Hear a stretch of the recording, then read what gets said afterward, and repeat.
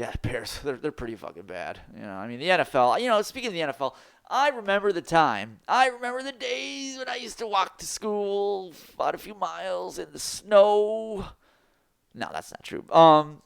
Yeah, even about like 15, 16 years ago, the NFL had really good parity. I mean, this standings that we were looking at, that did not exist. There were many, many times that, some of these divisions, they were pretty tight, at least through the first 8 weeks. Now, it makes you wonder, back then, this is before there was a big change in the NFL with that lockdown that they had in 2010, 2011, because one of the biggest changes they had in it was they reduced practice times.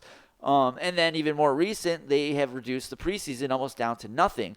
And it makes you wonder, because back when the NFL had a lot of parity, these guys were going to training camps. They were practicing a lot more. They weren't the NFL wasn't regulating teams on how many hard hitting practices they could have. I mean, after that lockout, they really limited how many teams or how many of those hard hitting practices they could have. And I think the league over the last 10 years or so, as you're seeing that now, because there's no more parity in the league, and a lot of teams now, because they don't have a preseason, they don't even play their starters. They don't really, and I agree with that, but the game is suffering because nothing really starts happening.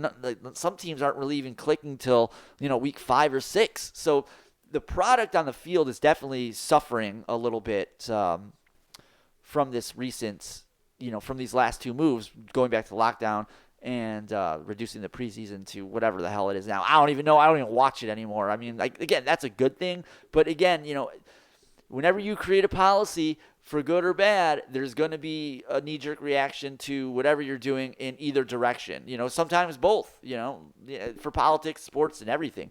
Yes, you're reducing all of the, you're reducing injuries, you're reducing practices where that can create injuries or prolong injuries even. Now you've taken the preseason and turned it into a 4-week thing, into whatever the fuck it is now, 2 weeks, I think, and nobody watches it, and now the product on the field is suffering, and it is what it is. The NFL makes $19-20 billion. It's probably more than that now, but it's something in that range, and it's just, it's fucking crazy. But, I would like to see the league have more parity, and again, with the way things are currently, I have no idea how they plan on achieving this.